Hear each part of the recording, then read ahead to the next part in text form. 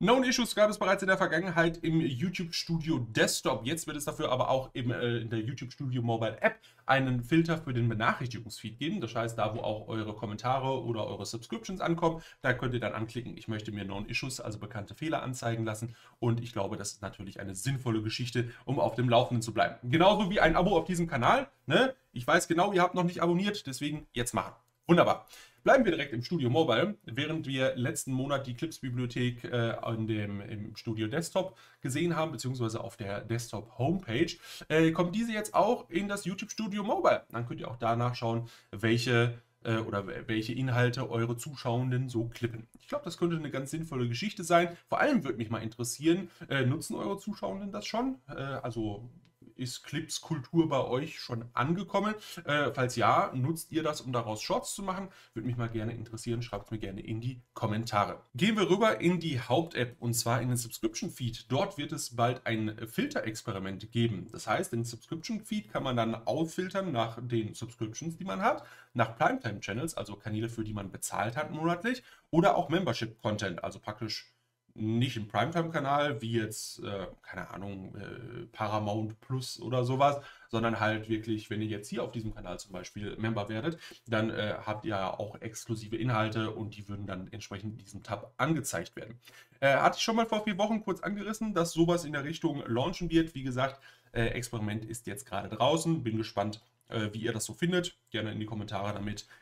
Dann kann ich das natürlich auch gerne an YouTube weitergeben. Apropos Q&A-Stream vor 4 Wochen. Es ist schon wieder 4 Wochen her. Wir brauchen neue Themen. Also auch da bitte fleißig in die Kommentare schreiben, damit wir einen Q&A-Stream vorbereiten können. Ansonsten habe ich natürlich noch ein paar Updates bzw. Antworten vom letzten Mal.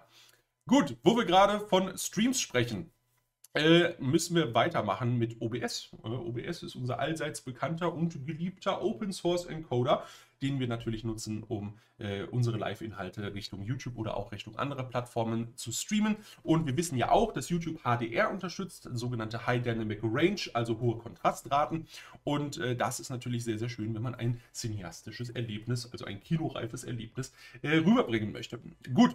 In der Vergangenheit gab es da ein sogenanntes HLS-Protokoll, über das man diese HDR-Inhalte senden musste. Jetzt wurde das umgelegt auf das standardmäßige RTMP bzw. RTMPS-Protokoll und ich glaube, das ist eine sinnvolle Geschichte, da HLS immer so ein bisschen Ruckler hatte, ein paar Aussätze hatte und ja, RTMPS overall einfach das, finde ich, weiterentwickeltere Encoding bzw. Ingestion-System ist.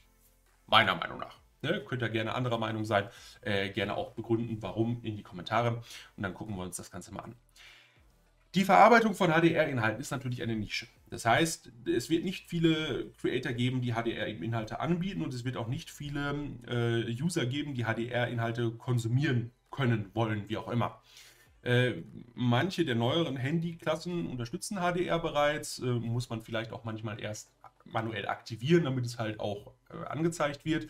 Und ja, um HDR auf Nicht-HDR-Geräten anzeigen zu können, braucht man sogenanntes Transcoding. YouTube macht das bereits. Wie gut das allerdings funktioniert jetzt mit dem RTMPS anstelle von HLS, das müssten wir dann vielleicht mal testen. Vielleicht können wir das ja auch im nächsten Stream testen. Wir schauen einfach mal. Ne? Gut. Sind für euch HDR-Inhalte eine Option? Denkt ihr, dass das eher eine Nische ist? Für euch nicht interessant? Würde mich gerne mal wissen, wie ihr dazu steht. Gerne auch damit in die Kommentare. Wunderbar. Wir sind am Ende des Patch-Runouts angekommen. An dieser Stelle nochmal allen Membern hier auf diesem Kanal vielen lieben Dank fürs Unterstützen. Und würde sagen, wir sehen uns nächste Woche während des Q&A-Streams oder nächstes Wochenende, wenn es wieder einen kleinen Patch-Runout gibt. In dem Sinne, macht's gut, bis dahin und haut rein.